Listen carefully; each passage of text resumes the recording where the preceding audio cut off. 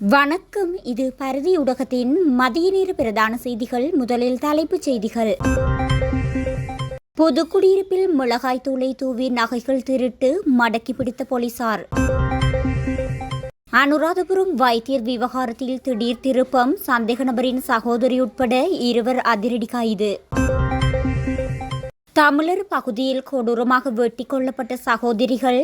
அதிகாலையில் சம்பவம். நாடாளுமன்றில் சமர்ப்பிக்கப்பட்ட பட்டியலிந்த ஆணைக்குழுவின் அறிக்கை.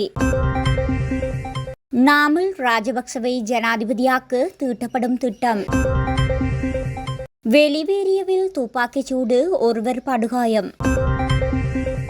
பூசா சிறைச்சாலை அதிகாரி படுகொலை, சீக்கிய ஆதாரங்கள். சிங்கள பாடசாலையில் தமிழ் மாணவன் தீ வைத்து எரிப்பு, நடவடிக்கை எடுக்காத போலீசார்.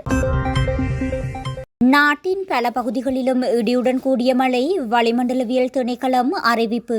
இனி தொடர்பென விரிவான செய்திகள்.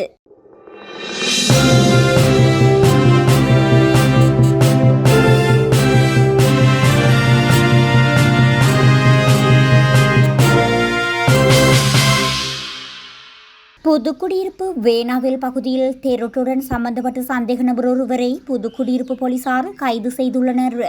குறித்த விடயம் தொடர்பில் மேலும் தெரிய வருகையில், புதுக்குடியிருப்பு வேனாவில் பகுதியில் கடந்த 8/3/2025 அன்று அதிகாலை 2:30 மணியளவில் வீட்டுக்குள் புகுந்த இனம் தெரியாத நபர் மிளகாய் தூளை தூவிவிட்டு வீட்டிலிருந்த ஆணொருவரின் 5,95,000 பெறுமதியான தங்கச்சங்கிலியை திருடி சென்றுள்ளார். குறித்த சம்பவம் தொடர்பாக பாதிக்கப்பட்ட நபர் புதுக்குடியிருப்பு போலீஸ் நிலையத்தில் முறைப்பாடு செய்துள்ளார். முறைப்பாட்டின் பிரகாரம் போலீசாரின் தொடர் தேடுதலில் குறித்த திருட்டுடன் தொடர்புடைய சந்தேக நபரை புதுக்குடியிருப்பு போலீஸ் நிலைய பொறுப்பதிகாரி எம்பிஆர் ஹேர தலைமையில் போலீஸ் சர்ஜன்களான பிரேமதிலக், புவிச்சந்திரன், குமார் ஆகிய போலீஸ் குழுவினரால் நேற்றைய தினம் புதுக்குடியிருப்பு பகுதியில் வைத்து கைது செய்தனர். அனுராதபுரம் போதனா வைத்தியசாலையின் வைத்தியர் விடுதியில் 32 வயதான பெண் வைத்தியர் ஒருவர் கத்திமுனையில் பாலியல் துஷ்பிரயோகத்திற்கு உள்ளாக்கப்பட்ட சம்பவம் தொடர்பில் சந்தேக நபரின் சகோதரி மற்றும் ஒரு நபர் கைது செய்யப்பட்டுள்ளதாக போலீசார் தெரிவித்தனர். நேற்று முன்தினம் இரவு கல்நேவ நிதி கும்பாயாய பகுதியில் வைத்து மேற்படி இருவரும் கைது செய்யப்பட்டதாக போலீசார் தெரிவித்தனர். சந்தேக நபர் மறைந்திருக்க உதவிய குற்றச்சாட்டின் பேரில் அவரது சகோதரி கைது செய்யப்பட்டுள்ளார். வைத்தியரை பாலியல் பலாத்காரம் செய்ததன் பின்னர் சந்தேக நபரால் திருடப்பட்டதாக கூறப்படும் தொலைபேசியை வைத்திருந்த குற்றச்சாட்டின் பேரில் மற்றொரு நபர் கைது செய்யப்பட்டுள்ளார். 37 வயதுடைய சகோதரி மற்றும் 27 வயதுடைய ஆணொருவருமே இவ்வாறு கைது செய்யப்பட்டுள்ளதாக போலீசார் தெரிவித்தனர். இதேவேளை குறித்த பெண் வைத்தியரை பாலியல் பலாத்காரம் செய்த சம்பவம் தொடர்பாக கைது செய்யப்பட்ட சந்தேக நபர் நேற்றைய தினம் அனுராதபுரம் நீதவான் நீதிமன்றத்தில் ஆஜர்படுத்தப்பட்டார். கல்நேவு போலீசார் மற்றும் அனுராதபுரம் போலீஸ் விசேட அதிரடிப்படையினர் இணைந்து நேற்று முன்தினம் மேற்கொண்ட தேடுதலின் போது கல்நேவ பிரதேசத்தில் உள்ள காட்டில் மறைந்திருந்த போது சந்தேக நபர் கைது செய்யப்பட்டார். திருகோணமலை மோதூர் பகுதியில் பெண்கள் 2 வெட்டு காயங்களுடன் சடலமாக மீட்கப்பட்டுள்ளதாக காவல்துறையினர் தெரிவித்தனர். குறித்த சம்பவம் இன்றைய தினம் அதிகாலை 4:30 மணியளவில் மோதூர் காவல் பிரிவுக்குட்பட்ட தாகா நகர் பகுதியில் இடம்பெற்றுள்ளது. தாகா நகர் பகுதியில் ஸ்ரீதரன் தர்ஷினி என்பவருடைய வீட்டிலேயே இச்சம்பவம் இடம்பெற்றுள்ளது. சம்பவம் குறித்து மேலும் தெரிய வருவதாவது, உயிரிழந்தவரின் கணவர் வெளிநாட்டில் வசித்து வருபவர் எனவும் ஸ்ரீதரன் ராஜேஸ்வரி எனும் 68 வயதுடையவரும் மற்றும் அவரது பெரியம்மாவான சக்திவேல் ராஜகுமாரி எனும் 74 வயதுடையவரும் வெட்டு காயங்களுடன் சடலமாக மீட்கப்பட்டுள்ளதாகவும் காவல்துறையினர் குறிப்பிட்டுள்ளனர். அத்துடன் உயிரிழந்த ஸ்ரீதரன் ராஜேஸ்வரி என்பவரின் 15 வயது மகள் வெட்டு காயங்களுடன் மூதூர் தள வைத்தியசாலையில் அனுமதிக்கப்பட்டுள்ளதாகவும் தெரியவந்துள்ளது. குறித்த கொலை சம்பவத்தில் எவரும் இதுவரை கைது செய்யப்படவில்லை எனவும் தீவிர விசாரணைகளை மேற்கொண்டு வருவதாகவும் மூதூர் காவல்துறையினர் தெரிவித்துள்ளனர். பட்டளந்த ஆணைக்குழுவின் அறிக்கையை சபை முதல்வர் பிமல் ரத்நாயக்க சற்று முன்னர் நாடாளுமன்றத்தில் சமர்ப்பித்தார். பட்டளந்த ஆணைக்குழு அறிக்கையை நாடாளுமன்றத்தில் சமர்ப்பிப்பதற்கு கடந்த திங்கட்கிழமை அமைச்சரவை தீர்மானம் எடுக்கப்பட்டிருந்தது. குறித்து அறிக்கையை நாடாளுமன்றத்தில் சமர்ப்பிக்கப்பட்டதன் பின்னர் எடுக்க வேண்டிய அடுத்த கட்ட நடவடிக்கைகள் தொடர்பில் ஆராயுமாறு ஜனாதிபதி அனுரகுமார திசாநாயக்க ஆலோசனை வழங்கியதாக அமைச்சரவை பேச்சாளர் நலிந்து ஜாயதிச அண்மையில் தெரிவித்தார். முன்னாள் ஜனாதிபதி ரணில் விக்ரமசிங்கே கடந்த வாரம் அல் ஜசீரா தொலைக்காட்சியில் ஒளிபரப்பான நிகழ்ச்சியில் தெரிவித்த கருத்துக்களை அடுத்து பட்டியலிந்த ஆணைக்குழுவின் அறிக்கை மீண்டும் பேசுபொருளாக மாறியது. இந்நிலையில் பட்டியலிந்த ஆணைக்குழு அறிக்கையை நாடாளுமன்றத்தில் சமர்ப்பிக்குமாறும் அதன் பரிந்துரைகளை நடைமுறைப்படுத்துமாறும் பல்வேறு தரப்பினரும் அரசாங்கத்திடம் வேண்டுகோள் விடுத்திருந்தமை குறிப்பிடத்தக்கது. நாமல் ராஜபக்ஷவை அடுத்த ஜனாதிபதியாக்கும் அனைத்து ஏற்பாடும் செயற்படுத்தப்படும் என ஸ்ரீலங்கா பொதுஜன பெரமுன முன்னாள் நாடாளுமன்ற உறுப்பினர் ஜனக திஸ்ஸ குட்டியாராச்சி தெரிவித்துள்ளார். ஸ்ரீலங்கா பொதுஜன பெரமுன தலைமையகத்தில் நேற்றைய தினம் ஊடகங்களுக்கு கருத்து தெரிவிக்கும் போதே ஜனக திஸ்ஸ குட்டியாராச்சி இவ்வாறு குறிப்பிட்டுள்ளார்.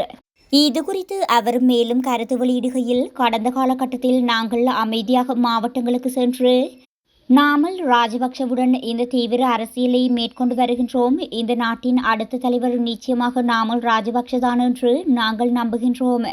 நாங்களும் அப்போதே அப்படித்தான் கூறினோம். இன்றைய திகதிக்குள் இந்த நாட்டு மக்கள் தற்போதைய ஜனாதிபதியின் செயற்பாடுகளையும் தற்போதைய அரசாங்கத்தின் அனைத்து செயற்பாடுகளையும் புரிந்து கொள்கின்றனர். எனவே இந்த நாட்டிற்காக உழைத்த தலைவர் மஹிந்த ராஜபக்ஷ ஆவார். இந்த நாட்டில் நிலவிய போரை முடிவுக்கு கொண்டு வந்த தலைவரும் அவரே. எனவே மஹிந்த ராஜபக்ஷ முகாமின் அடுத்த தலைவராக இளைஞர் தலைவர் நாமல் ராஜபக்ஷவை வைத்து குறித்து வேலை திட்டம் முன்னெடுக்கப்படுகின்றது.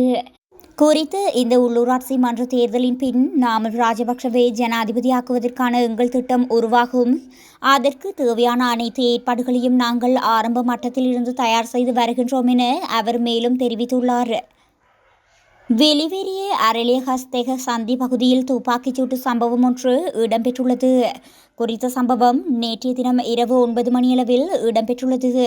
சம்பவம் தொடர்பில் மேலும் தெரிய வருகையில், நடாத்தப்பட்ட துப்பாக்கிச்சூட்டு சம்பவத்தில் ஒருவர் காயமடைந்துள்ளதாக காவல்துறையினர் தெரிவித்துள்ளனர். துப்பாக்கிச்சூட்டு காயங்களுக்குள்ளான நபர் சிகிச்சைக்காக கம்பகா மருத்துவமனையில் அனுமதிக்கப்பட்டுள்ளதாகவும் தெரிவிக்கப்பட்டுள்ளது. இந்த துப்பாக்கிச் சூட்டில் உடுகம்புல பிரதேசத்தில் வசிக்கும் 26 வயதுடைய நபர் ஒருவர் காயமடைந்துள்ளார். துப்பாக்கிச் சூட்டுக்கான காரணம் அல்லது சந்தேக நபர்கள் தொடர்பான விவரங்கள் இதுவரை வெளியாகவில்லை. சம்பவம் தொடர்பில் வெளிவேறிய காவல்துறையினர் உள்ளிட்ட 3 விசாரணை குழுக்கள் விசாரணைகளை மேற்கொண்டு வருகின்றமை குறிப்பிடத்தக்கது. பூசா சிறைச்சாலை முன்னாள் கண்காணிப்பாளர் கொலை சம்பவத்துடன் தொடர்புடையதாக சந்தேகிக்கப்படும் 2 மோட்டார் சைக்கிள்கள் கண்டுபிடிக்கப்பட்டுள்ளன. குறித்த மோட்டார் சைக்கிள்கள் ஜக்கலமுள்ள பிரதேசத்தில் வைத்து கண்டுபிடிக்கப்பட்டுள்ளதாக தெரிவிக்கப்பட்டுள்ளது. சம்பவம் தொடர்பில் மேலும் தெரிய வருகையில், பூசா சிறைச்சாலையின் முன்னாள் அதிகாரியான ஸ்ரீதத் அம்மிக்க நேற்றைய தினம் மாலை துப்பாக்கியால் சுடப்பட்டு படுகொலை செய்யப்பட்டார். அக்மிமென தலகபீட்டிய பிரதேசத்தில் உள்ள வீட்டில் நேற்றைய தினம் மாலை 4:30 மணியளவில் இந்த துப்பாக்கிச்சூட்டு சம்பவம் இடம்பெற்றுள்ளது. மோட்டார் சைக்கிளில் வந்த அடையாளம் தெரியாத இருவர் பிஸ்டல் வகையைச் சேர்ந்த துப்பாக்கியால் சுட்டுவிட்டு தப்பிச் சென்றுள்ளதாக காவல்துறையினர் தெரிவித்துள்ளனர்.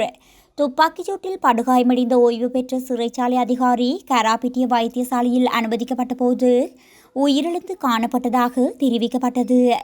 துப்பாக்கிதாரி அவரது தலைப்பகுதியை நோக்கி துப்பாக்கிச்சூடு நடாத்தியிருந்ததாகவும், எனினும் இந்த துப்பாக்கிச் சூட்டுக்கான காரணம் இதுவரை தெரியவரவில்லை எனவும் தெரிவிக்கப்பட்டது. ஸ்ரீதத் அம்மிக்க கடுமையான குற்றவாளிகள் தடுத்து வைக்கப்பட்டிருந்த பூசா உயர் பாதுகாப்பு சிறைச்சாலையில் அதிகாரியாக சில காலம் பணியாற்றியிருந்தார். அங்கு பணியாற்றிய காலத்தில் அவருக்கு பாதாள உலகத்தில் இருந்த அச்சுறுத்தல்கள் வந்ததாகவும் காவல்துறையினர் தெரிவித்திருந்தனர். இந்நிலையில் தற்போது 2 மோட்டார் சைக்கிள்கள் கண்டுபிடிக்கப்பட்டுள்ள நிலையில் குறித்த படுகொலை தொடர்பாக அக்மிமென காவல்துறையினர் உள்ளிட்ட 4 காவல்துறை குழுக்கள் மேலதிக விசாரணைகளை மேற்கொண்டு வருகின்றமை குறிப்பிடத்தக்கது. நுவரெலியா நாவலப்பிட்டி தொகுதியில் உள்ள சிங்கள பாடசாலை ஒன்றில் கல்வி கற்க சென்ற தமிழ் மாணவனை அந்த பாடசாலையில் கல்வி கற்கும் சக மாணவர்கள் தீ வைத்து எரித்துள்ளதாக செய்திகள் வெளியாகியுள்ளன. குறித்த சிறுவனின் கால்களை தினரூற்றி சக மாணவர்கள் எரித்துள்ளதாக தெரிய வருகின்றது. கம்பளை வைத்தியசாலையில் பல நாட்கள் சிகிச்சை பெற்ற குறித்த மாணவன் தற்போது வீடு திரும்பியுள்ளார். இருப்பினும் குறித்த சம்பவம் தொடர்பாக பாடசாலை நிர்வாகமும் போலீசாரும் எந்த நடவடிக்கையும் எடுக்கவில்லை என தெரிவிக்கப்படுகின்றது.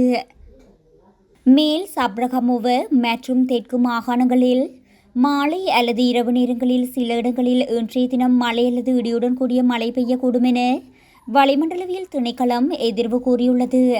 இது தொடர்பில் குறித்த திணைக்களத்தால் இன்றைய தினம் வெளியிடப்பட்ட ஊடக அறிக்கையில் மேலும் குறிப்பிடப்பட்டுள்ளதாவது, மத்திய வடமேல் மற்றும் ஊவா மாகாணங்களிலும் இன்றைய தினம் மாலை அல்லது இரவு நேரங்களில் சில இடங்களில் மழை அல்லது இடியுடன் கூடிய மழை பெய்யக்கூடும் எனவும் தெரிவிக்கப்பட்டுள்ளது.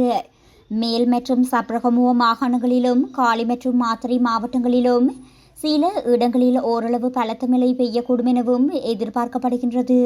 அதேவேளை மேல் சப்ரகமுவ மத்திய மற்றும் ஊவா மாகாணங்களிலும் காலி மற்றும் மாத்தறை மாவட்டங்களிலும் சில இடங்களில் காலை வேளையில் பனிமூட்டமான நிலை காணப்படும் என எதிர்பார்க்கப்படுகின்றது.